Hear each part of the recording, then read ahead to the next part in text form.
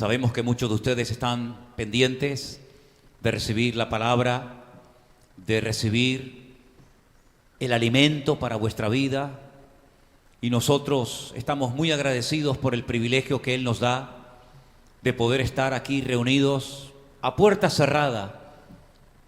Pero siempre les digo que una vez, hace 2000 años, el Señor Jesucristo, cuando sus discípulos estaban con la puerta cerrada, muertos de miedo por lo que les podía pasar según ellos, que después no les pasó, de repente se apareció en medio de la habitación y les dijo: Shalom, Shalom Aleichem, paz a vosotros. Y todos los temores, los miedos se disiparon, porque donde está el Señor siempre habrá paz, siempre habrá bendición.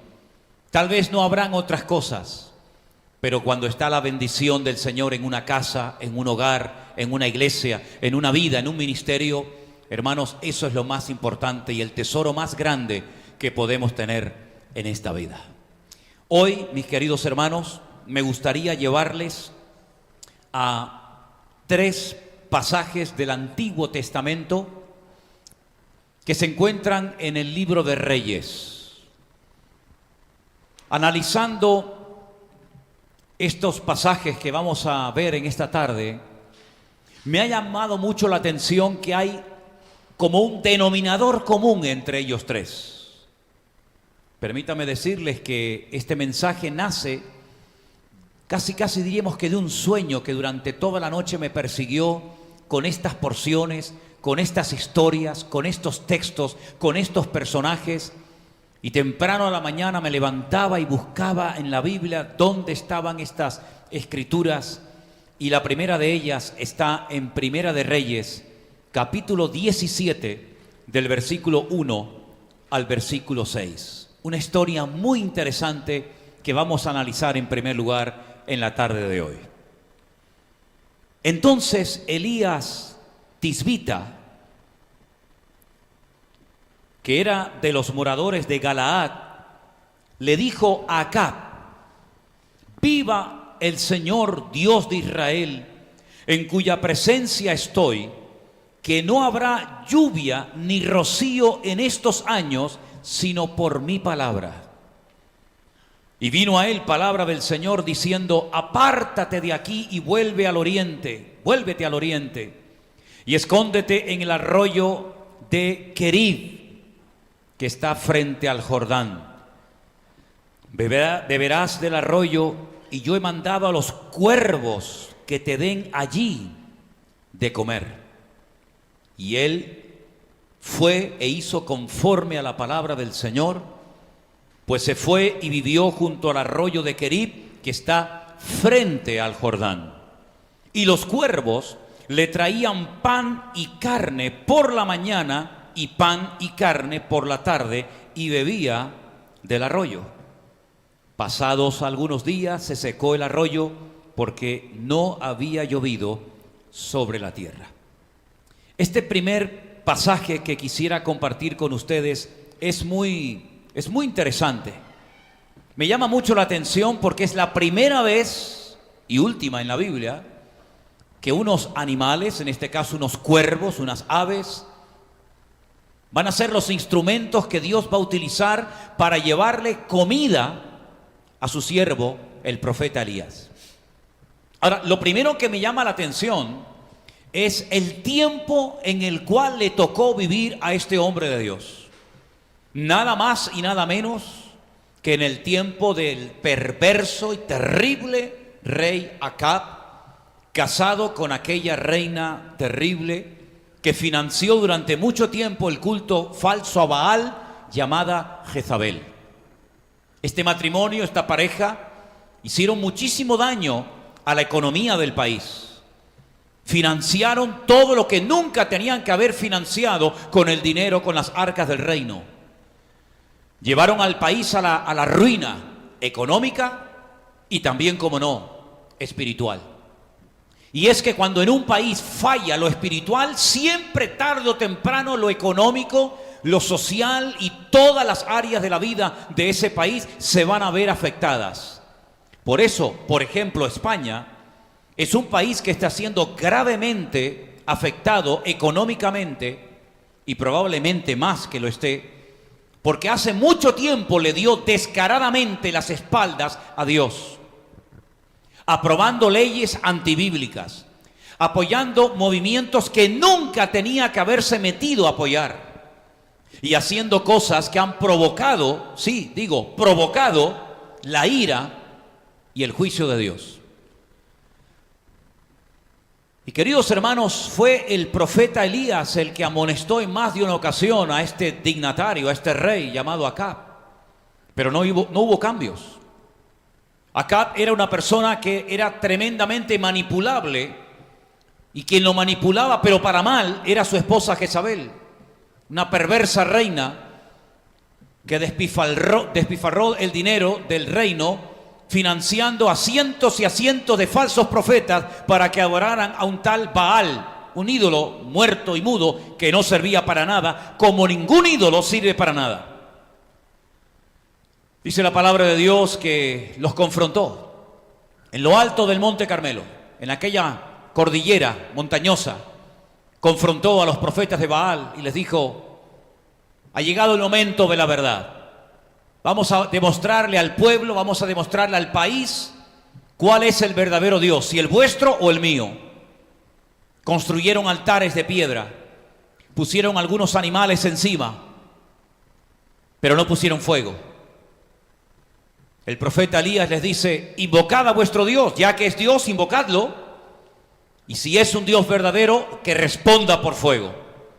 Si no lo hace, quedará en evidencia de que es un Dios falso. Y después me tocará a mí. Después yo oraré a mi Dios, y si Dios me responde por fuego desde el cielo, les demostraré que mi Dios es el verdadero y el vuestro es el falso. Todos conocemos la historia. Los profetas de Baal se esforzaron, gritaron frenéticamente desde la mañana hasta bien entrada la tarde, y todo fue inútil.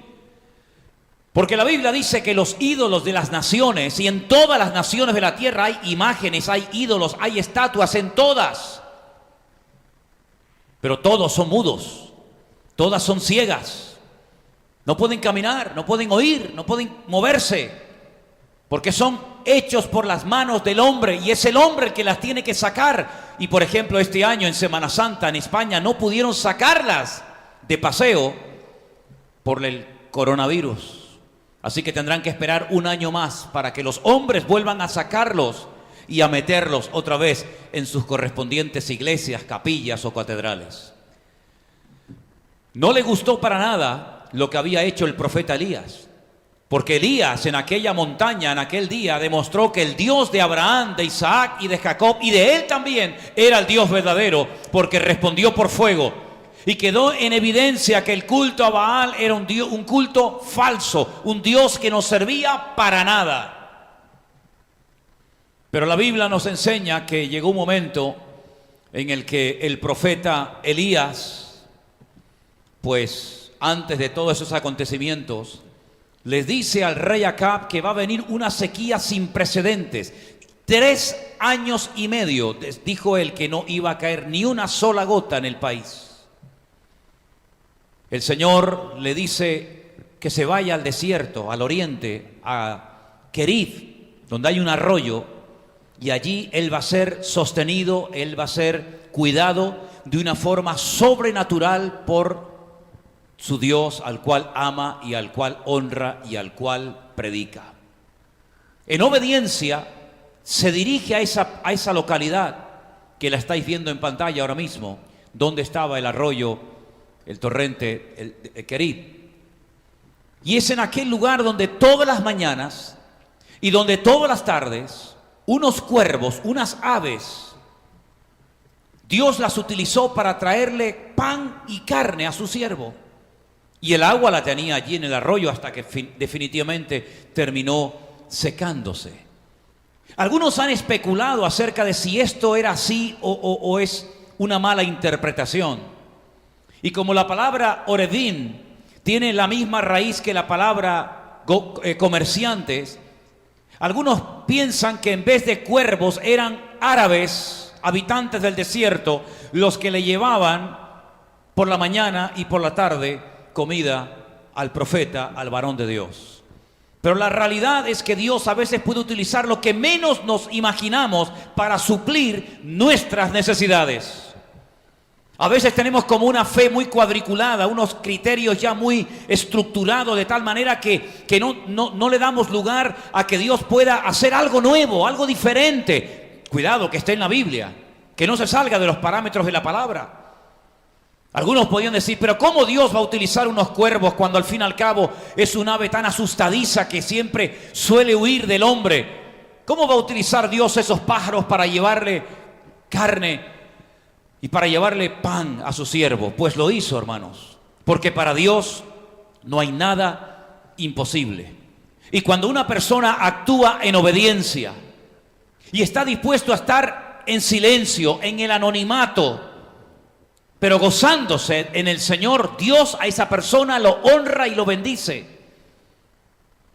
¿Cuántos de ustedes han mencionado ese versículo que dice: entra en tu aposento y tu Padre que te ve en secreto te recompensará en público?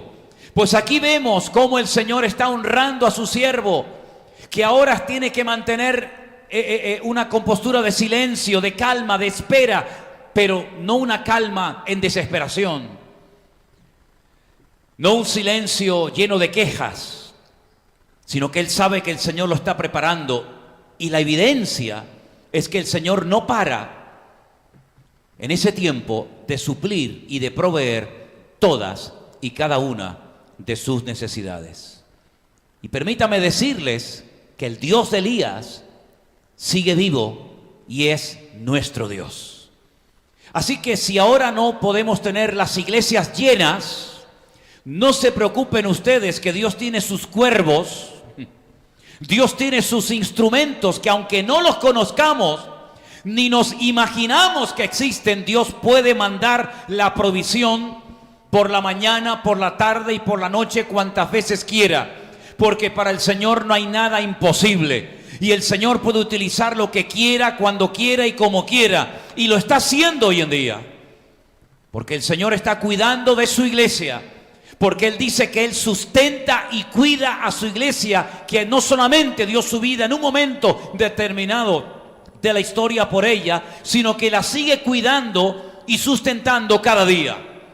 Y ese ejemplo que nos pone el Señor ahí en la carta de Pablo a los Efesios, es el ejemplo que el Señor le da a los maridos para que cuiden y sustenten a sus esposas, como Cristo cuidó y sustentó a su amada iglesia. ¡Qué tremenda historia! Imagínense la sorpresa del profeta Elías cuando de repente veía venir cuervos con pan, con carne en sus picos, y ahí se lo dejaban y se volvían, y después a la tarde volvían otra vez. ¡Qué maravilloso es nuestro Dios! ¡Qué grande es nuestro Dios!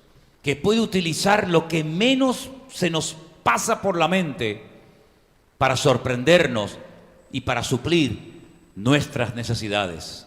Pero toda esta historia empieza por un acto de obediencia. Y es que cada vez que obedecemos al Señor, siempre hay bendición. De hecho, la Biblia dice, y Elías lo sabía perfectamente, que la obediencia es mucho mejor que los sacrificios. Saúl pensaba que no, que lo que Dios pedía y demandaba, y para Dios lo más importante eran los sacrificios, no la obediencia, y se equivocó, y miren cómo terminó. Pero Elías obedece, Elías se sujeta a la voluntad de Dios, y Dios lo cuida, y Dios lo bendice. Y hermanos, en estos tiempos de crisis, en estos tiempos de confinamiento, tenemos que tener la paz y la tranquilidad y la confianza absoluta de que el Señor mandará sus cuervos a la hora que quiera y cuando quiera para suplir todas y cada una de nuestras necesidades conforme a sus riquezas en gloria. Pero Dios, que es un Dios que es tan variado y nos puede llevar de una experiencia a otra y de un lugar a otro cuando quiera, cuando el arroyo de Querib se secó, le vuelve a hablar a su siervo Elías y le dice en el versículo 8, vino a él la palabra de Dios y le dijo, levántate y vete ahora a Sarepta, a la otra punta del país, Sarepta de Sidón, y mora allí. He aquí yo he dado orden allí a una mujer viuda que te sustente. Fíjense qué tremendo. Las viudas lo pasaban muy mal en aquellos tiempos. Además era tiempo de miseria, de pobreza, de escasez, de sequía. Pero Dios le dice a su siervo que en Sarepta de Sidón hay una viuda que no es judía, es gentil, que ha recibido la orden de parte del Dios Todopoderoso de que tiene que sustentar y tiene que cuidar la vida de su siervo, el profeta Elías. Y allí se dirige Elías a Sarepta de Sidón. Y entonces, versículo 10 dice que se levanta, se va a Sarepta, y cuando llega a la puerta de la ciudad, se encuentra una mujer viuda que estaba allí recogiendo leña. Y él la llamó y le dijo: te ruego que me traigas un poco de agua en un vaso para que beba. Y yendo ella para traérsela, él la volvió a llamar y le dijo: te ruego que me traigas también un bocado de pan en tu mano. Y entonces ella responde y dice: vive el Señor tu Dios, que no tengo pan cocido. Solamente un puñado de harina tengo en la tinaja y un poco de aceite en una vasija, y ahora recogía 2 leños para entrar y prepararlo para mí y para mi hijo, para que lo comamos y nos dejemos morir. No había más. Un poco de harina y nada más. Un poco de aceite. Y a continuación esperar la muerte. ¡Qué tremendo! Y ahora lo poco que tiene este hombre, que no lo conoce de nada, viene y le pide que le dé de comer primeramente a él. Y Elías le dijo: no tengas temor. Versículo 13: ve, haz como has dicho, pero hazme a mí primero de ello una pequeña torta cocida debajo de la ceniza y tráemela, y después harás para ti y para tu hijo. No es un hombre, no es un abusador. No es un hombre que está abusando de su autoridad como profeta, no, la está probando, porque ya él sabía que el Señor le había pedido a ella que tenía que cuidar del profeta Elías. Por lo tanto, lo que está haciendo es probarla, lo que está haciendo es ver si es obediente a lo que Dios le ha dicho que haga. Y entonces, él le dice en el versículo 14, porque el Señor, el Dios de Israel, ha dicho así: la harina de la tinaja no escaseará, ni el aceite de la vasija disminuirá hasta el día en el que el Señor haga llover sobre la faz de la tierra. Entonces ella fue e hizo como le dijo Elías, comió él y ella y su casa muchos días. Otro acto de obediencia. ¿Os dais cuenta? Primer pasaje que leímos, Elías recibe la orden, Elías no la cuestiona. Elías no dice: yo qué voy a hacer en ese lugar, yo no conozco a nadie, de qué voy a vivir, de qué voy a comer. Él no dice nada en contra de la orden de Dios. Él se levanta y se va al arroyo de Querit porque su Dios se lo ha dicho en obediencia. Y repito, detrás de la obediencia siempre viene la bendición y el respaldo de Dios. Ahora es al revés. Ahora es él el que pone a prueba a una mujer viuda, una mujer sin recursos, una mujer que está en las últimas, ya no le queda nada más. Una mujer que está esperando morirse. Y ahora le llega un invitado para colmo y le pide que le dé de comer a él. Pero él la anima con una palabra y le dice: tú no te preocupes, que el aceite no va a escasear, la harina no va a menguar, porque el Señor está conmigo, el Señor está en este lugar, y tú no te preocupes, que todo va a salir bien. Y yo creo, queridos hermanos, que en este momento, en esta tarde, en esta situación, el Señor hoy nos dice a cada uno de nosotros: pueblo mío, amada iglesia mía, no tengan miedo. No tengan ningún temor a lo que dicen las noticias, a lo que dice el gobierno, que tardarán años y años en que España levante cabeza. Puede ser que a lo mejor tengan razón, pero nuestro sustento, nuestro respaldo no viene del gobierno, nuestro respaldo viene de nuestro Dios, el creador del cielo y de la tierra. Y la Biblia nos enseña que el Señor va a suplir todas y cada una de nuestras necesidades. Biblia, ahí tienen Biblia. Estudios de la palabra, ahí tienen estudios de la palabra. Comida, no faltará comida, porque joven fui y he envejecido y nunca he visto a un justo mendigando pan por las calles. En otras palabras, Dios está probando nuestra fe. ¿No lo veis o no? ¿No lo veis claro? Dios está probando nuestra paciencia. Dios está probando nuestro conocimiento. Dios está probando nuestra fe. ¿Por qué? Porque después de esta prueba, si la probamos, saldremos fortalecidos y victoriosos en el nombre del Señor. Aleluya. Entonces dice la Biblia, versículo 15... Ella fue, hizo como el profeta le dijo, comieron, y la harina de la tinaja no escaseó, ni el aceite de la vasija menguó, conforme a la palabra que Dios le había dicho a través del profeta Elías. Qué bendición tener a este hombre en la casa, una mujer que estaba a punto de morir, y que de repente Dios mande a este hombre, y mientras él está allí, la bendición de Dios no para. No se murieron de hambre. No se murieron de hambre, como ningún creyente morirá de hambre. Porque el pan nuestro de cada día el Señor nos lo dará. Y teniendo sustento y abrigo, estemos contentos con esto. Gloria a Dios. Pero ¿saben qué, amados hermanos? Si esto ya lo tenemos claro y lo hemos aprendido, esto nos prepara, esto nos ha capacitado para dar un paso más. Miren lo que ocurre de repente. La mujer está contenta. La palabra de Dios está cumpliendo. La provisión no para de llegar. Usan aceite, pero aceite siempre hay. Usan harina, harina nunca disminuye. Pero ahora ocurre algo inesperado. Versículo 17. Después de estas cosas, aconteció que cayó enfermo el hijo del ama de la casa, y la enfermedad fue tan grave que no quedó en él aliento. En otras palabras, el niño murió. Es decir, en medio de tanta bendición, en medio de tanta provisión milagrosa, el niño de repente se muere. Y la mujer le dice al profeta Elías, ¿pero qué he hecho yo para que ahora me ocurra esto? Y yo creo que hay una pregunta que nos puede terminar volviendo locos si le damos demasiado lugar y demasiada importancia. Y la pregunta es, ¿por qué? ¿Por qué me está pasando a mí esto? ¿Por qué esta enfermedad? ¿Por qué esta pérdida de poder adquisitivo? ¿Por qué el trabajo no funciona? ¿Por qué? ¿Por qué? ¿Y por qué? Y esa pregunta tenemos que descartarla de nuestra vida inmediatamente.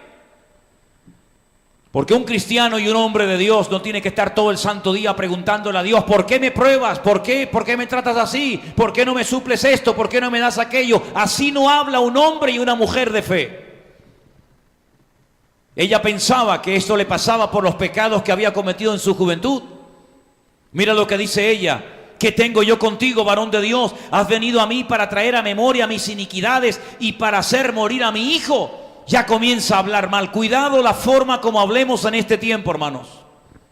Cuidado las palabras que salgan por nuestra boca diciendo tonterías. En momentos de enfado y en momentos de desánimo, cuenten hasta 10, porque las palabras que salgan por nuestra boca pueden hacer mucho daño, no solamente a nuestra fe, no solamente a nuestra vida, sino también a las personas que están a nuestro alrededor. Ella comienza a hacer una interpretación incorrecta de las circunstancias. Ella dice, bueno, esto debe ser por un pecado tremendo que yo cometí en mi juventud y ahora me viene el pago y ahora me viene el castigo y la consecuencia de aquel pecado que cometí. No, señor. No, señor. Esto ha ocurrido para que otra vez el Señor fortalezca la fe de esta mujer gentil y para que esta mujer vuelva otra vez a crecer, viendo que Dios no solamente suple aceite y harina, sino que además el Señor también resucita gente de la tumba, aunque estén muertos. Y quiero decirles como detalle interesante, que esta es la primera resurrección que se produce en la Biblia. Después vendrían otras, pero esta es la primera vez que un hombre ora para resucitar a un muerto, en este caso a un niño. Saben, hermanos, esta mujer fue tan probada y fue tan bendecida que ustedes, si van al Evangelio según San Lucas, el mismísimo Mesías, el mismísimo Señor Jesucristo dijo: muchas viudas hubo en los días del profeta Elías, pero el Señor solamente lo mandó a la viuda de Sarepta de Sidón. Es decir, Dios sabe dónde vives. Dios sabe cómo está tu corazón, tu necesidad en este momento. No importa si vives cerca o lejos, si estás sola, rodeada de tus hijos, o estás en familia, o eres viuda, o tienes trabajo, o lo has perdido, no importa. Dios conoce absolutamente todos y cada uno de los detalles de nuestra vida. Y así como el Señor suplió en un momento determinado la necesidad material de la vida de la viuda de Sarepta de Sidón, ahora con esta resurrección ya queda bien claro que el Dios de Elías es el Dios verdadero y que Elías es un verdadero hombre y varón de Dios. Así que las pruebas, queridos hermanos, no vienen por casualidad. Las pruebas vienen para demostrarnos el poder de Dios y para fortalecer nuestra fe y para que nos demos cuenta de que Dios es fiel y es todopoderoso. Pero hay una tercera historia que también me venía anoche a la mente y me llamó muchísimo la atención, y se encuentra en Segunda de Reyes, el capítulo 7. Segunda de Reyes, capítulo 7, la ciudad de Samaria está pasando un hambre tremenda. Si os dais cuenta, hay un denominador común entre la primera historia, la segunda y esta tercera. ¿Cuál es ese denominador común? Una necesidad de un milagro. Y por eso el mensaje de hoy lo he titulado Milagros en tiempo de crisis. Porque es en tiempos de crisis, en tiempos de escasez, en tiempos cuando los recursos humanos no sirven para nada, es cuando viene y se demuestra el poder y la fidelidad de nuestro Dios. La ciudad de Samaria está sitiada, la gente se está muriendo de hambre, las madres están comiendo a sus hijos, la ciudad está siendo aniquilada de una forma brutal. Pero sin embargo la Biblia cuenta, no voy a leer todo el pasaje, pero les digo dónde está para que después ustedes lo lean tranquilamente. Primera de Reyes, capítulo 7, del 1 al 20. La Biblia cuenta la historia de unos leprosos, de 4 leprosos, que la tradición dice que podía ser uno de ellos Giesi y 3 de sus hijos. No lo sabemos, simplemente es un comentario. Ellos comenzaron a pensar y dijeron: si nos quedamos dentro de la ciudad, moriremos sí o sí de hambre. ¿Por qué no salimos y nos pasamos al enemigo, a los sirios que están rodeando la ciudad, para ver si nos perdonan la vida y tenemos alguna posibilidad de sobrevivir? Y así sucedió. La Biblia dice que estos 4 leprosos salieron, se fueron al campamento del enemigo y se lo encontraron totalmente vacío. Comenzaron a comer, comenzaron a llenar sus estómagos, hacía mucho tiempo que no comían. Y en medio de todo lo que estaban haciendo, se pararon y dijeron: no estamos actuando correctamente, no estamos siendo buena gente. Nuestros hermanos, nuestros amigos, nuestros familiares, nuestros vecinos se están muriendo de hambre y nosotros aquí nos estamos pegando un gran festín.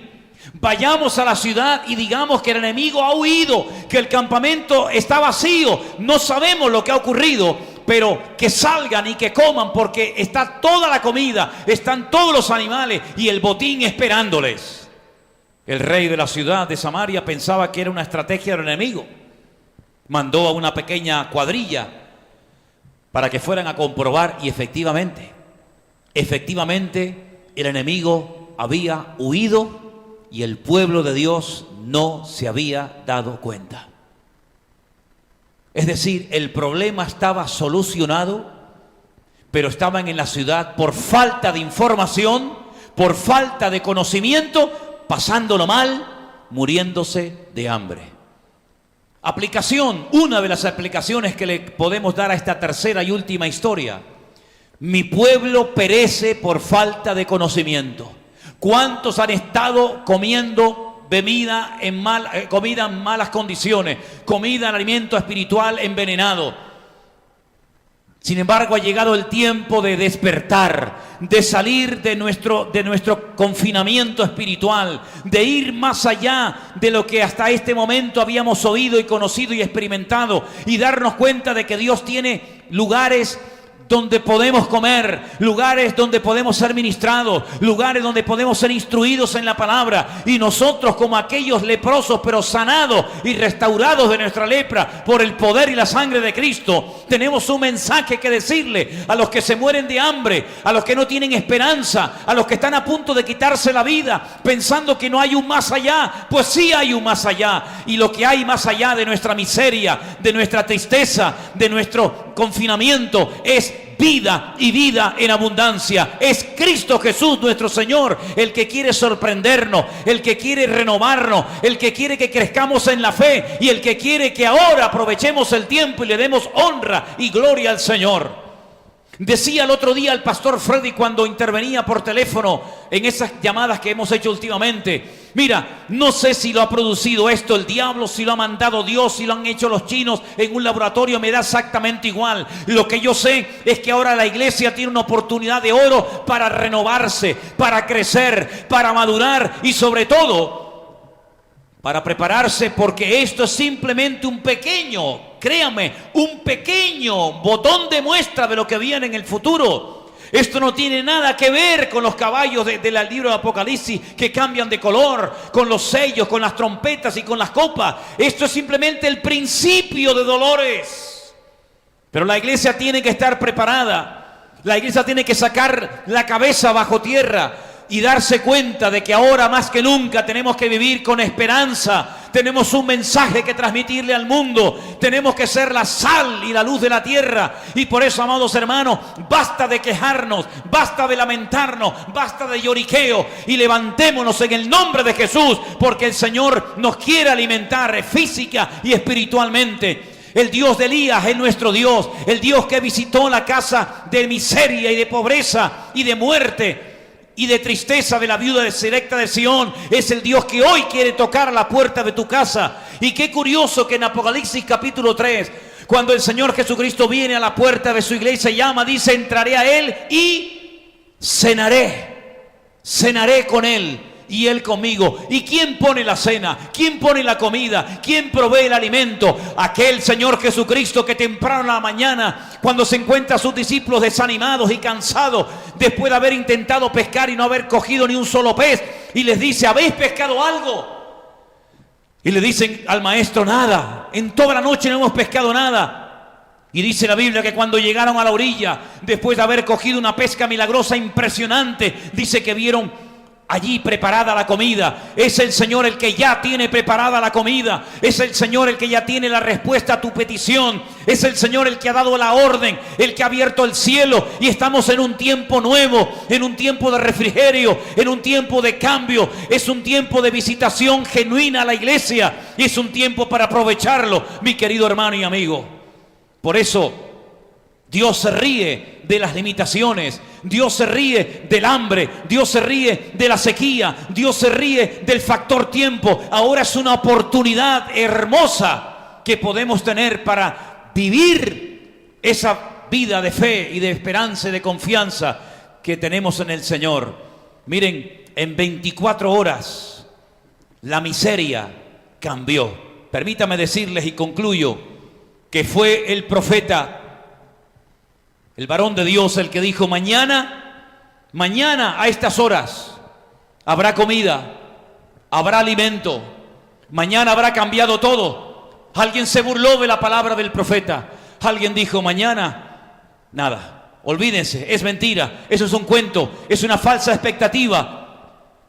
Y el profeta le dijo: lo verás con tus propios ojos, pero no disfrutarás de la bendición. Queridos hermanos, las cosas van a cambiar. Las cosas ya han comenzado a cambiar. Las cosas están comenzando a ser transformadas, renovadas por el Señor.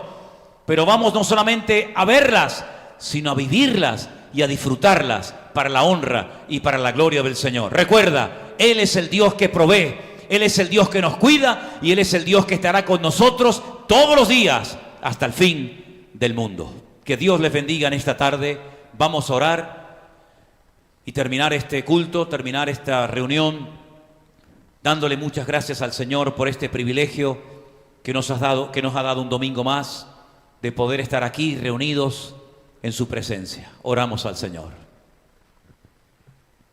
Padre Celestial, te doy muchísimas gracias, Dios mío, por este privilegio tan grande que nos has dado en esta tarde de estar aquí reunidos.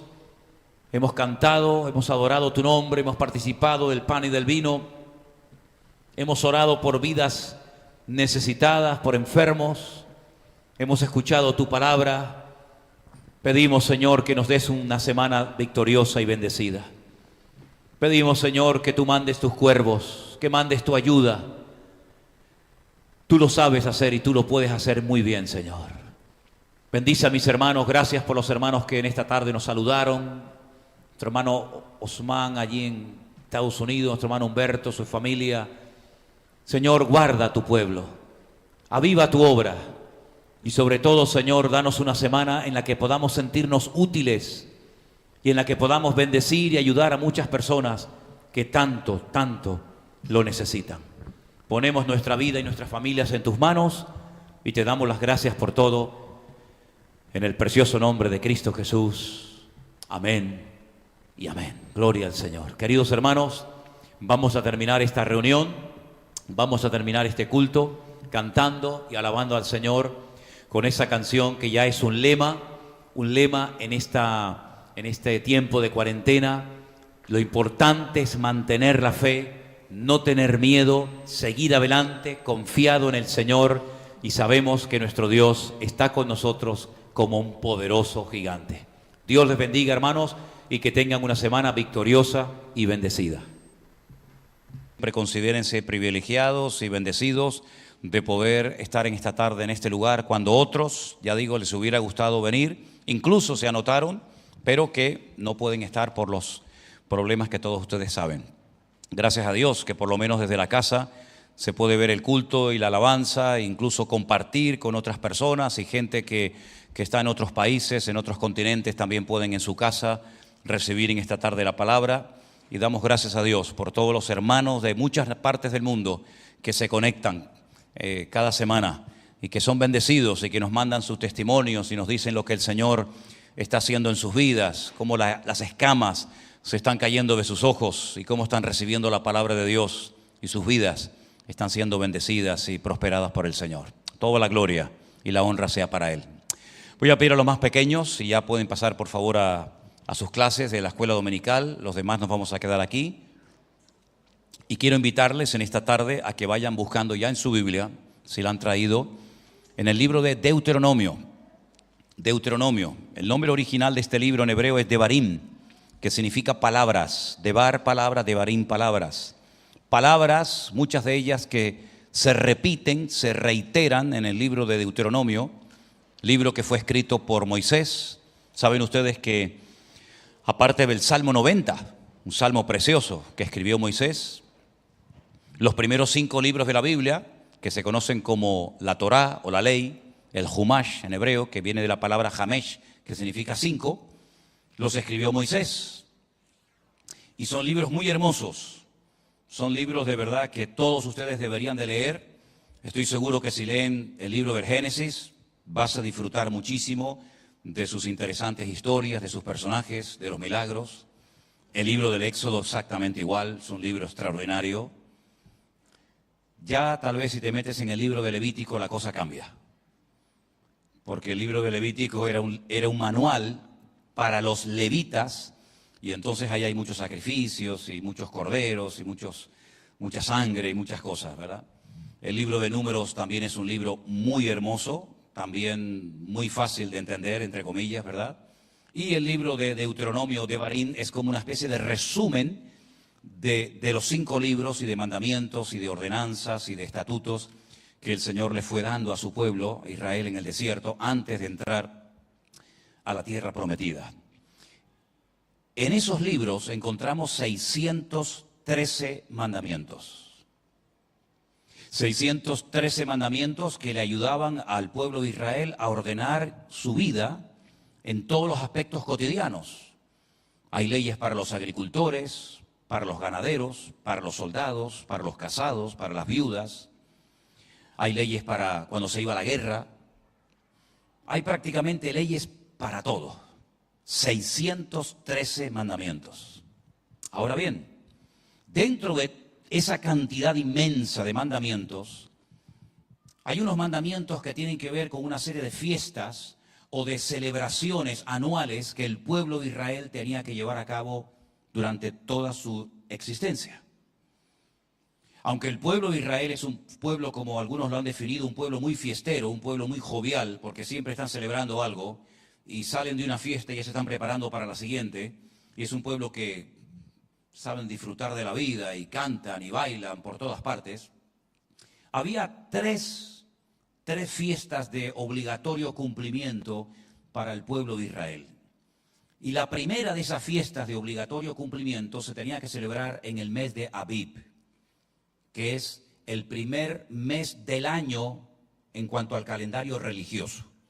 Ellos tenían dos calendarios, digamos, por así decirlo, el civil y el religioso.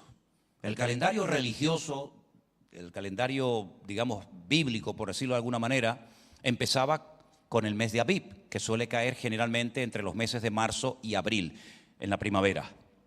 Y era cuando se tenía que celebrar esta fiesta que ahora mismo, desde la tarde de ayer, se está celebrando en el pueblo de Israel. Y es la famosa fiesta de la Pascua o de Pesaj, de la cual quiero hablar en esta tarde. Y quiero llevarles al libro de Deuteronomio, al quinto libro de la Biblia, concretamente al capítulo 16, Deuteronomio capítulo 16, los primeros versículos.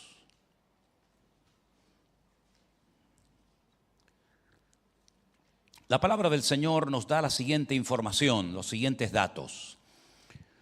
Guardarás el mes de Abib y harás Pascua al Señor tu Dios, porque en el mes de Abib te sacó el Señor tu Dios de Egipto de noche. Y sacrificarás la Pascua al Señor tu Dios de las ovejas y de las vacas en el lugar que el Señor escogiere para que habite allí su nombre. No comerás con ella pan con levadura, 7 días comerás con ella pan sin levadura, pan de aflicción, porque aprisa saliste de tierra de Egipto, para que todos los días de tu vida te acuerdes del día en que saliste de la tierra de Egipto.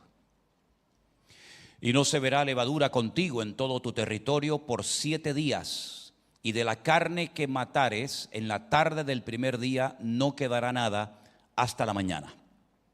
Versículo 5. No podrás sacrificar la Pascua en cualquiera de las ciudades que el Señor tu Dios te da, sino en el lugar que el Señor tu Dios escogiere para que habite allí su nombre. Sacrificarás la Pascua por la tarde a la puesta del sol, a la hora que saliste de Egipto. Y la asarás y comerás en el lugar que el Señor tu Dios hubiera escogido. Y por la mañana regresarás y volverás a tu habitación. 6 días comerás pan sin levadura, y el 7º día será fiesta solemne al Señor tu Dios, no trabajarás en él. Hasta aquí la palabra del Señor. La primera fiesta del año que tenían que celebrar se llamaba la fiesta de la Pascua o Pesaj, que significa saltar. Eso es lo que significa la palabra Pesaj en hebreo, saltar. Tenemos que hacer un poco de historia para entender un poco el trasfondo de esta fiesta y por qué tenían que celebrarla y por qué todavía, después de tantos siglos y milenios, por qué todavía la tienen que seguir celebrando en el pueblo de Israel por estatuto perpetuo. Ahora bien, comencé a hacer una lista, no la voy a compartir en esta tarde, pero me llamó muchísimo la atención de la cantidad de cosas que Dios ha hecho durante la noche. Una de ellas fue sacar durante la noche, al atardecer, ya entrando la noche, después de la cena, a su pueblo de la esclavitud en Egipto. Pero les animo a que ustedes indaguen en su Biblia y comiencen a buscar versículos e historias, gente que soñaba cosas que Dios hacía durante la noche. Ahora bien, la Biblia nos enseña que el pueblo de Israel, por circunstancias que yo creo que ya la mayoría de ustedes conocen, se encontraba en el país de Egipto. En hebreo la palabra Egipto es Mitzraim y empieza por una letra que es la letra M o Men y termina por otra letra que también se llama la letra Men, pero es diferente a la hora de escribirla. Porque así como nosotros en nuestro alfabeto tenemos una sola M, en hebreo hay dos. Una que se escribe al principio de las palabras y una M que se escribe de una forma diferente, como si fuera un cuadrado totalmente cerrado, al final de las palabras. Y esto es muy interesante porque la primera Men o la primera M que aparece en el nombre Mitzraim o Egipto es una M abierta. Por la parte de abajo tiene una parte, digamos, abierta. Pero la Men Sofit, es decir, la M que se escribe al final de cualquier palabra, es una M cerrada. Y aquí hay una enseñanza muy interesante. Porque Egipto fue una puerta abierta para un pueblo desesperado, para un pueblo que carecía de alimentos en Canaán. Y tuvieron que descender a Egipto. Y allí encontraron comida, y allí se radicaron, y pasaron casi 4 siglos, desde que bajaron los primeros, que bajaron 70 personas hasta que lograron salir a través de la mano de Moisés, el Señor a través de la mano de Moisés. Pero al final aquel país que le ofrecía de todo, trabajo, tierras, prosperidad, abundancia, dinero, se convirtió en una especie de jaula de oro. Aquella historia que empezó muy bonita, sabiendo que José no había muerto, sino que era un hombre muy importante e influyente en Egipto, aquella historia tan hermosa de cómo baja su padre y sus hermanos y se reconcilian y hay un encuentro, un reencuentro familiar y todo vuelve a la normalidad, ¿verdad? Todo aquello que empezó de una forma tan bonita terminó un auténtico desastre, porque a la muerte de esa generación y de ese faraón se levantó un faraón terrible y viendo cómo el pueblo se había multiplicado de una forma tremenda, dice que tuvo miedo de los hijos de Israel y los sometió a dura servidumbre. Y estuvieron durante muchísimos años siendo esclavos, trabajando sin derechos, de sol a sol, con una fatiga tremenda y maravillas que Dios va a hacer, primero para fortalecer el ánimo y la fe de su pueblo, y en segundo lugar y más importante, para que el faraón reconozca que el único Dios que existe es el Dios de Abraham, de Isaac, de Jacob, de Moisés y del pueblo de Israel. Así que son señales y maravillas que lo que van a hacer es golpear la arrogancia y la soberbia de Faraón para que al final, después de un largo periodo de tiempo, un año, él reconozca que él no es un Dios, que sus dioses no sirven absolutamente para nada y que sí o sí Israel se va a marchar de la tierra de Egipto rumbo a la tierra prometida. ¿Cuántos dicen amén? Así que partimos de la base que lo que Dios va a hacer durante un año son señales y maravillas en Egipto. Y ahora les voy a poner la lista para que ustedes vean cuáles fueron esas señales o maravillas que el Señor hizo durante ese año en Egipto. La primera señal, la primera cosa sorprendente que el Señor hizo fue convertir las aguas en sangre. Aguas que para los egipcios eran sagradas. Adoraban al río Nilo como si fuera la fuente de la vida. De hecho, todos los días el faraón, su familia, se iban a bañar, a purificar en las aguas del río Nilo, porque ellos consideraban que las aguas del río Nilo eran aguas sagradas. Así como hoy en día en la India creen que el río Ganges son aguas sagradas, y es todo lo contrario, pues en aquel tiempo el río Nilo para los egipcios, para el faraón, eran aguas sagradas. Pues esas aguas que adoraban y esas aguas que reverenciaban y en las que iban a zambullirse cada día para purificarse, se terminaron convirtiendo en sangre. Y esa fue la primera plaga. El primer golpe a la arrogancia del faraón y de los egipcios fue que las aguas que adoran se te van a volver en tu contra.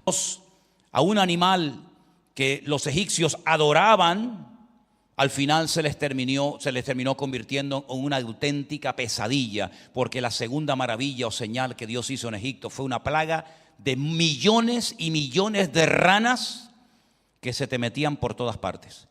Y mientras hablo de esto pienso en el pastor este pastor de Cuba que conocí. Tal vez Carelli me puede recordar el nombre, el pastor de Pinar del Río, que un día fuimos a una convención de hombres y dormimos en una habitación. El pastor Oreste, efectivamente, gracias. Nos quedamos en una habitación, 4 o 5 hombres a dormir, y por la noche yo notaba algo de frío en el cuerpo, algo así como frío. Y yo decía, oye, qué rico con el calor que hacía allí. Pero de repente este pastor empieza a gritar y encendió toda la luz, y es que la habitación se nos había llenado de ranas. Y él le tenía pánico, le tiene, no sé. Le tenía pánico a las ranas, pero yo, mira, estaba tan cansado que yo le digo, mira, me da igual si son ranas, si son sapos, si escupen o lo que haga, me da igual. El hombre no pegó ojo en toda la noche.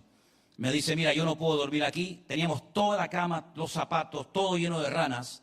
Y entonces dice, me voy al baño a dormir. Y cuando el hombre llega al baño y apagamos la luz, los gritos se oían en todo Cuba. Porque el baño había el doble de ranas que lo que había en la habitación. Tremendo. Pero eso no era una plaga, eso eran unas cuantas. Ahora imagínense millones y millones de ranas. Cuando levantabas una olla, cuando te ibas a bañar, cuando te ibas a acostar, cuando a todas partes, una multitud de ranas por todas partes. Piojos. ¿Alguna vez habéis tenido piojos? ¿Verdad que cuando uno habla de piojos como que a uno le pica la cabeza? No sé si es psicológico, no sé lo que es, pero uno piensa, y como veas al de al lado rascarte, dice, uy, cuidado que este tiene piojos. Hay algunos hermanos que no tienen ningún problema con eso, porque no tienen dónde agarrarse los piojos. Plaga de moscas terribles, estas moscas que molestan y molestan y molestan, que uno dice, Dios mío, de verdad que qué terrible, ¿para qué existe este bicho? ¿Para qué existe esto? El ganado comenzó a enfermarse, unas úlceras, unas enfermedades tremendas, se morían. Lo curioso de todo esto es que Dios como que trazó una línea, porque los judíos, las tribus de Israel vivían en un territorio de Egipto llamado la tierra de Gosén, y los egipcios vivían en otra parte del país, y lo curioso es que las plagas ocurrían de aquí para allá, a los egipcios les afectaban, pero de aquí para allá donde estaba el pueblo de Dios no les pasaba absolutamente nada. Dios hizo una diferencia tremenda entre unos y otros. Después vino una plaga de úlceras terribles, de pústulas en la piel, algo realmente muy repugnante. La plaga de granizo, por si fuera poco.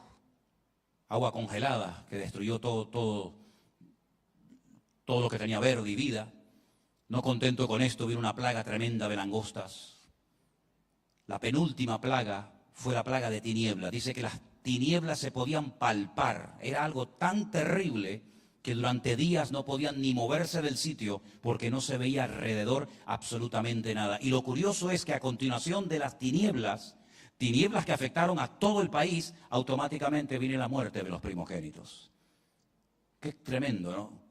No nos da tiempo de ir explicando por qué de este orden, ¿verdad? Pero hay algo que Dios quería que quedara bien claro.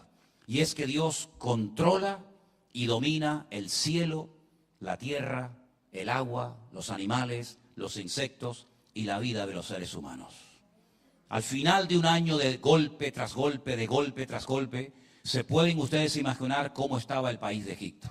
Totalmente desmantelado, destruido, arruinado económicamente.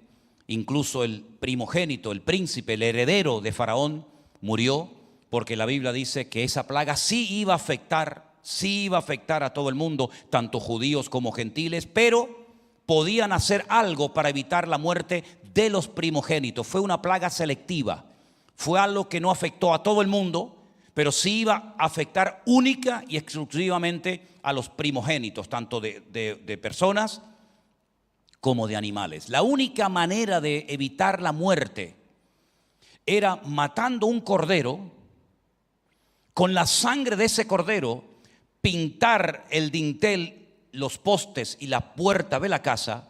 Y dice que a medianoche, cuando comenzaran a morir los primogénitos, en toda casa, en todo lugar donde hubiera la sangre en la puerta, no moriría el primogénito. Me imagino que para muchos habrá sido una locura creer esto, ¿no? Me imagino que para algunos habrá sido una tontería decir, pero la sangre nos va a salvar de la muerte. ¿Se dan cuenta, queridos hermanos, cómo detrás de todas y cada una de estas plagas el Señor está tratando de demostrarle a los egipcios y al mismísimo Faraón que el único que tiene el poder y el control de todo en el cielo, en la tierra y aún debajo de la tierra es nuestro Dios y no ningún hombre ni ninguna autoridad o divinidad que el hombre haya inventado? Esa noche fue la última noche que Israel pasó en Egipto. Nunca más volverían a pasar ni un solo día en la tierra de Mitzraim o en la tierra de Egipto, en la tierra de estrechez, ¿verdad? Y esa noche celebraron una fiesta que fue la primera vez que se celebra la Pascua o Pesaj. ¿Por qué digo que Pesaj significa saltar? Porque el ángel de la muerte, cuando pasaba por las calles de Egipto, si veía la sangre, saltaba, pasaba a otra casa y de ahí a otra, y no hería la casa donde estaba la sangre. Esa noche celebraron la fiesta de la Pascua. Y dice en Deuteronomio capítulo 16 cómo tenían que celebrarla, qué tenían que comer, qué no tenían que comer. Y es una fiesta donde todo lo que se hace tiene una razón de ser. La forma como te sientas, la forma como bebes, lo que bebes, por qué lo bebes, por qué comes esto y no comes aquello. Absolutamente todo lo que se hace en la noche de Pesaj, en la noche de la Pascua, todo tiene una razón de ser y una explicación. Durante esa celebración, durante esos días de larga celebración, comen algo que se llama matzá. Matzá es un pan sin levadura, pero realmente tiene esta forma, en algunos casos cuadrada, como si fuera una galleta, y en otros casos también así como una torta redonda. Es harina y agua, sin levadura. Esa noche tenían que apresurarse, no había tiempo para que leudara la masa. Por lo tanto, agua con harina y rápido que nos vamos y nunca más volveremos a la esclavitud, porque ha llegado la noche de nuestra liberación. Tengo un libro que compré en el aeropuerto de Ben Gurión en Tel Aviv hace años, justamente en la fiesta de la Pascua, y cuando entré a ver lo que vendían en esa tienda, encontré un libro que ya la forma me llamó la atención. Es un libro redondo. ¿Habéis visto alguna vez algún libro redondo? Pues esto es un libro. Y aquí explica todo lo que se hace en la fiesta de la Pascua. Todo lo que se hace se llama Seder. El Seder significa orden. Todo lo que se canta, los juegos que los niños hacen, las canciones, las letras, los versículos que se hacen, por qué toman 4 copas de vino, por qué comen hierbas amargas, por qué comen cordero, etcétera, etcétera. Es interesante notar porque en esa fiesta, en esa noche, pues tienen que comer hierbas muy amargas. Y la pregunta es ¿por qué? Porque tienen que recordar durante toda su existencia la amargura de la esclavitud. Y tienen que mojar hojas de lechuga en agua salada para recordar las lágrimas que vertieron sus antepasados en Egipto y para recordar la brocha o el hisopo que utilizaron para pintar las puertas y los postes de la casa. Y esas 4 copas de vino que tienen delante de ellos les recuerdan 4 promesas. Una de ellas dice, yo os sacaré de la esclavitud. La segunda, yo os libraré de la dura servidumbre de Egipto. La tercera, yo os redimiré con brazo extendido. Y la cuarta, yo os tomaré por mi pueblo. Todo lo que se hace esa noche les recuerda aquella noche que fue liberado el pueblo de Israel de la esclavitud. Es la noche de las preguntas. La cena comienza con la siguiente pregunta. Siempre igual, ¿por qué esta noche es diferente a las demás noches?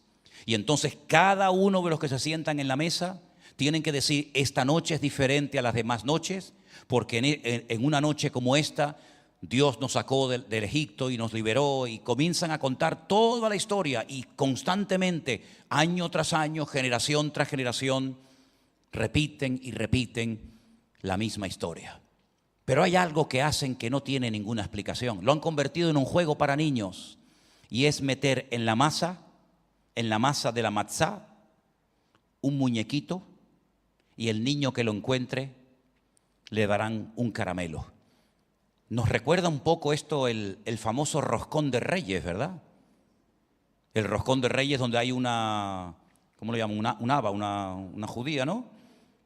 Y donde hay un rey pequeñito que el que lo saca se pone la corona de cartón. La cartón, por lo menos era el rey un día, ¿no?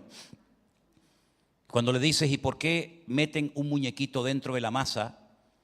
No se dan cuenta de que eso representa que el Hijo de Dios, el Señor Jesucristo, estuvo dentro de la tierra, y el que lo encuentre será bendecido y será libre, no solamente de la esclavitud física, sino de la esclavitud espiritual. ¿Cuántos dicen amén? Y es curioso que en esta época del año, entre marzo y abril, cuando se celebra en el mes de Aviv o en el mes de la primavera, el primer mes del año religioso, la Pascua, fue cuando el Señor Jesucristo decidió subir a Jerusalén, porque siempre cuando se va a Jerusalén siempre hay que decir subimos a Jerusalén porque está en alto. Y esa última noche que se celebraba los panes sin levadura y se celebraba la fiesta de la Pascua, dijo las siguientes palabras. En el Evangelio según San Lucas, el capítulo 22, el pasaje que se ha leído en esta tarde, el Señor Jesucristo dijo: cuánto he deseado comer con vosotros de esta Pascua antes de que padezca. El Señor Jesucristo decidió en esa celebración, en esa fiesta, en esos días, entregar su vida en redención por todos nosotros. Ahora bien, el sumo sacerdote, que era el representante de todos los sacerdotes del pueblo de Israel, se iba hasta Belén. De Jerusalén se iba dirección al sur, 6, 7, 8 kilómetros como máximo, dirección a Belén, Betlehem, la casa del pan, y allí escogía 2 corderos y los llevaba a Jerusalén, y durante varios días los examinaban pelo por pelo, de la cabeza a la pezuña, para encontrarle el más mínimo defecto. Si encontraban el más mínimo defecto, automáticamente no podían ser sacrificados, no podían sacrificarse sobre el altar en la fiesta de la Pascua. Cuando veían venir de lejos al sumo sacerdote, al Cohen Gadol, con los corderos, y siempre descartaban uno y mataban al otro, la gente salía de la ciudad a las calles y comenzaban a decir esta expresión que ustedes conocen en hebreo, que dice Baruch haba Beshem Adonai, bendito el que viene en nombre del Señor. Hoshiana, que nosotros decimos Hosana, Hoshiana significa sálvanos, sálvanos, bendito el que viene en el nombre del Señor. Ese día, cuando venía el sumo sacerdote desde Belén, curiosamente, ¿verdad? Era en Belén donde se criaban los corderos. Era en Belén donde años atrás unos pastores durante la noche que vigilaban sus rebaños vieron un coro angelical diciendo gloria a Dios en las alturas. ¿Se acuerdan?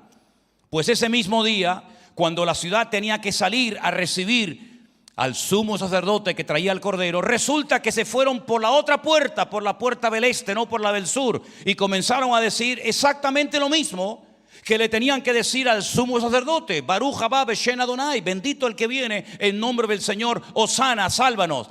Y entonces salieron los sacerdotes y le dijeron: dile a tus discípulos y a las multitudes que se callen, porque lo están haciendo mal. No es por esta puerta, ni es a este hombre que viene montado en un pollino de asno al que hay que decirle esto, sino hay que ir por la otra puerta y decirle lo mismo, pero al sumo sacerdote que trae un animalito, un cordero inocente, para sacrificarlo sobre un altar. Y entonces el Señor dice: si estos callan, las piedras se pondrían a hablar. Y no se aprecia en español lo que Jesús quiso decir, pero la palabra hijo y piedra es casi igual, suena casi igual. Si ustedes se callan, mis hijos hablarían, pero se tradujo por piedra, pero realmente es ven y no even, que es piedra o hijo. Pero a lo que vamos, cuando él comenzó su ministerio, había un hombre que el Señor Jesucristo dijo que era un profeta. El último profeta que existió fue Juan el Bautista. Jesús dijo: la ley y los profetas llegaron hasta aquí, hasta Juan. De Juan hacia adelante entramos en una nueva etapa. Ya no estamos bajo la ley ni los profetas, ahora estamos en otro periodo, ahora entramos en el reino de Dios que se ha acercado a vosotros. Si queréis entrar, arrepentíos y convertíos para poder participar de este nuevo sistema de gobierno, de relación del hombre con Dios y de Dios con el hombre. Pero a Juan el Bautista lo llama el último profeta. Y ese último profeta, ese gran varón de Dios, dijo cuando el Señor Jesucristo fue a bautizarse por él a las aguas del río Jordán: este es, ¿qué? El Cordero de Dios que quita el pecado del mundo. ¿Qué diferencia tan grande entre matar a un cerdo y matar a un cordero? ¿Habéis estado alguna vez en alguna matanza de cerdos? No te lo deseo. No lo hagas, porque es un espectáculo terrible. Yo no sé si el cerdo se lo huele, pero el cerdo, cuando ve a aquel venir con el cuchillo al matarife, se pone a gritar como un loco, y hasta que logras agarrarlo y subirlo encima de la mesa y clavarle el puñal y le sale así los chorros de sangre, aquello es terrible. Sin embargo, al cordero enmudece. No hace nada, no hace ningún grito, no hace ningún espaviento de irse, sino que incluso se calla y extiende el cuello para que se lo degollen, se lo corten. Y por eso Isaías dijo que cuando el Mesías viniera sería como un cordero que sería llevado al matadero, y enmudeció y no abrió su boca. Y por eso el Señor Jesucristo no le dijo a sus discípulos ni a nadie que se callaran y que no le dieran la bienvenida, porque Él sabía perfectamente que aquellos corderos que venían de Belén para ser sacrificados sobre el altar allí en el templo, no podían nunca, jamás perdonar ni limpiar los pecados de nadie. Porque si lo hubieran hecho, ¿para qué lo tienen que hacer todos los años? Ya con el año anterior, ya está, y para siempre. Pero el que verdaderamente quita para siempre los pecados de nuestros corazones no son la sangre de los animales inocentes, sino es la sangre de Jesucristo, el Cordero de Dios, que quita el pecado del mundo y de nuestros corazones. ¿Cuántos dicen amén? Cuando ellos salen de Egipto, ellos tienen que recordar primeramente lo que fueron, porque no vas a disfrutar de tu libertad si no recuerdas que fuiste un esclavo. Vas a valorar lo que es ser libre cuando recuerdas de dónde te sacó el Señor. Y por eso cada año ellos tienen que recordar: erais esclavos, condenados a trabajos forzados, condenados a la muerte, trabajar de sol a sol. Y si no llega a ser por la misericordia, por la gracia y por el amor de Dios, todos hubierais muerto como esclavos en Egipto. Pero Dios se apiadó de vosotros y os escogió, os eligió, no por ser el pueblo más grande, el más importante y el más digno, sino por el hecho de que nadie os quería. Por eso Dios os compró. No porque fuerais un pueblo especial o diferente a los demás, sino fue todo lo contrario.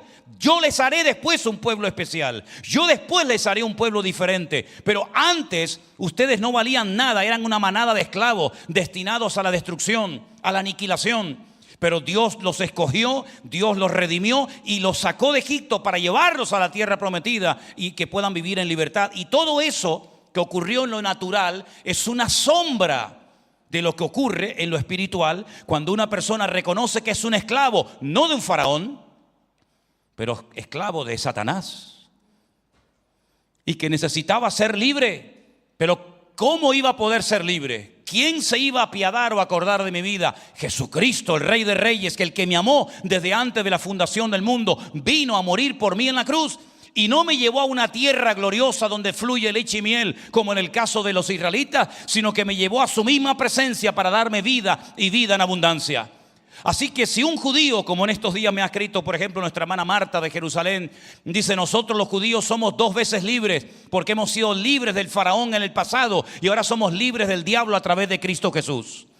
Y si alguien entendió la profundidad y el alcance y la repercusión de esta fiesta profética, sin lugar a dudas, fue el apóstol Pablo, que entendió perfectamente que todo lo que se hacía allí era simplemente una preparación para que cuando llegara el verdadero Mesías y pagara el precio en la cruz, la gente entendiera por qué pasó lo que pasó en el pasado.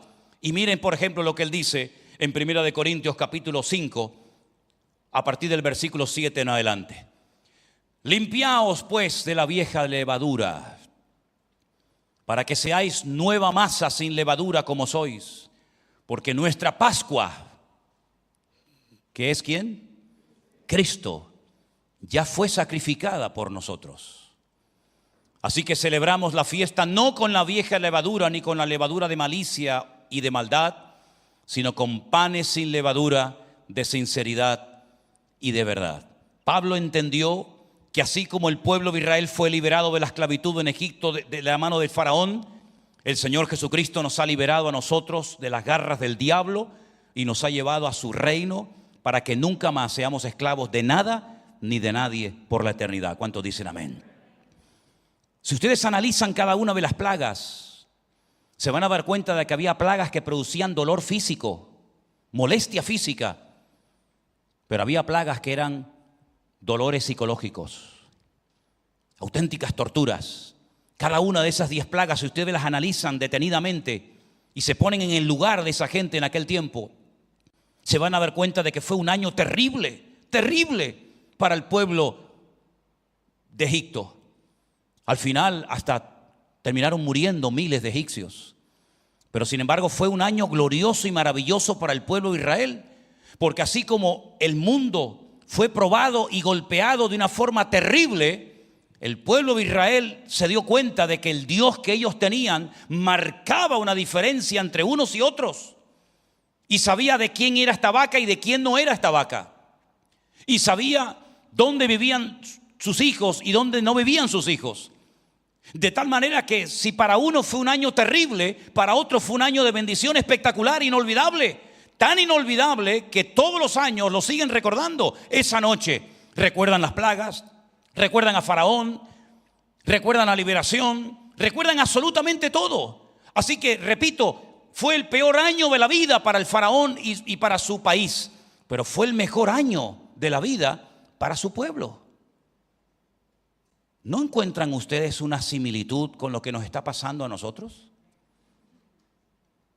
En este último año, Dios ha sacudido la arrogancia, la soberbia y la economía de todas las naciones de la tierra. Naciones que vivían bien del turismo, que andaban bien en cuanto a la economía.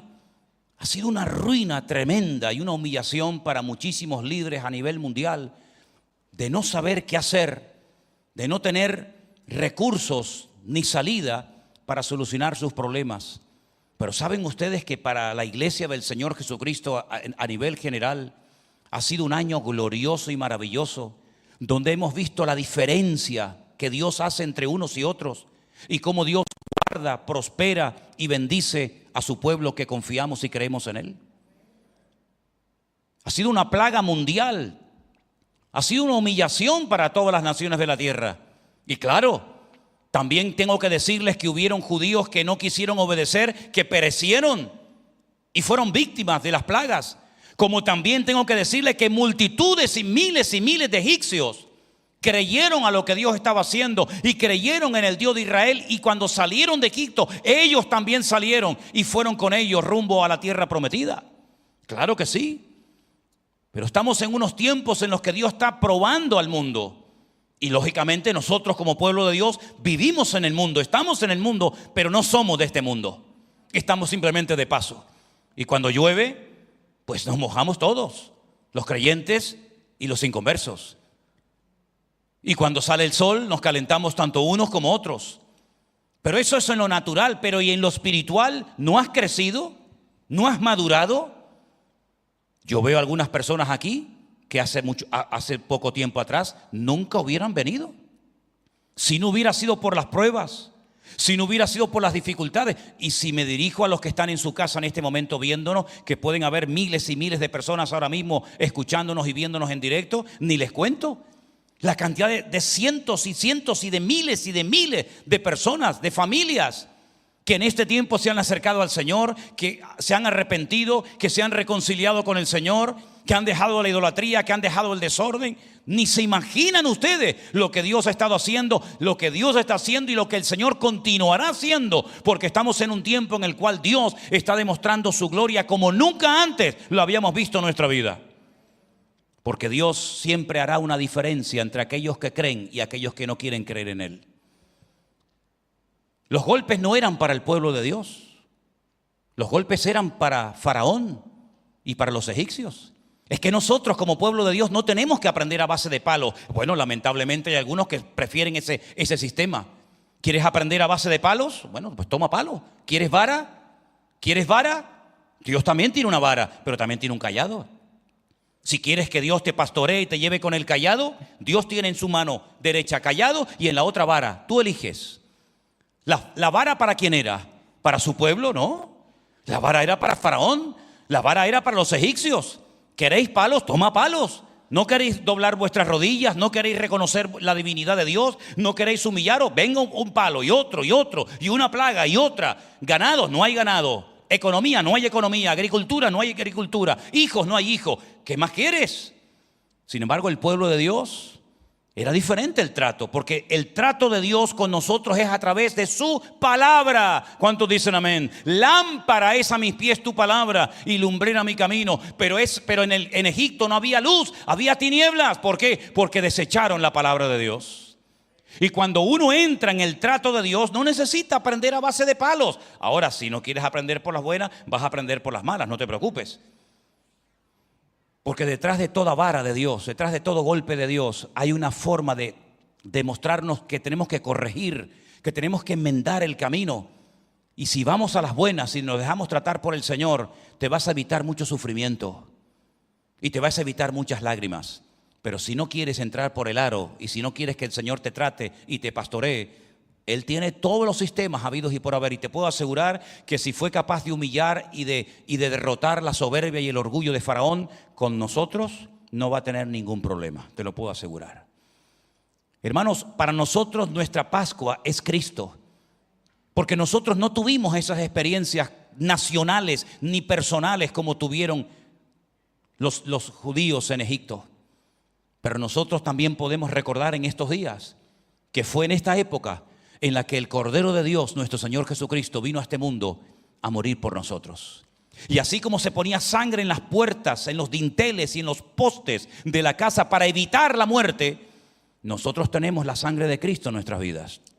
Y la sangre de Cristo nos protege. Y la sangre de Cristo nos cuida. Y la presencia del Señor es poderosa, de tal manera que siempre habrá una protección sobrenatural sobre nuestras vidas. Y te digo algo, solo la eternidad nos revelará de cuántas cosas nos libró el Señor que ignorábamos. De algunas nos ha librado el Señor y lo sabemos, pero de cuántas cosas nos habrá librado el Señor, de peligros, de accidentes, incluso hasta de la muerte nos habrá librado el Señor. Pero por su misericordia estamos aquí, escuchando su palabra y gozándonos en este domingo por la tarde. ¿Cuántos dicen amén? Así que yo quiero que cierres tus ojos ahí donde estás y le des gracias al Señor. Porque para el mundo hay vara, porque no quieren escuchar la palabra. Pero para el pueblo de Dios hay palabra, hay un bálsamo, hay paz, hay tranquilidad, hay sosiego. Porque esa es la forma como Dios quiere pastorear a su amada iglesia. Con amor, con misericordia. El mundo lamentablemente no quiere aprender y por eso reciben palos y más palos. Pero para la iglesia del Señor Jesucristo, para el pueblo de Dios, tenemos su palabra, tenemos su Espíritu Santo morando en nuestros corazones y da testimonio a nuestro espíritu de que ahora somos hijos, hijas de Dios. Bendito sea tu nombre. Ese año para los egipcios fue terrible. Ese año para los egipcios fue inolvidable. Vieron un país rico y próspero, destruido y humillado. Pero también fue un año maravilloso para el pueblo de Israel, porque se dieron cuenta de que Dios es un Dios todopoderoso. Aleluya. Dale gracias al Señor porque su sangre te ha limpiado. Dale gracias al Señor porque ahora eres parte de su cuerpo, de su amada iglesia. Y podemos vivir en victoria y en tranquilidad todos los días de nuestra vida, porque Él está con nosotros.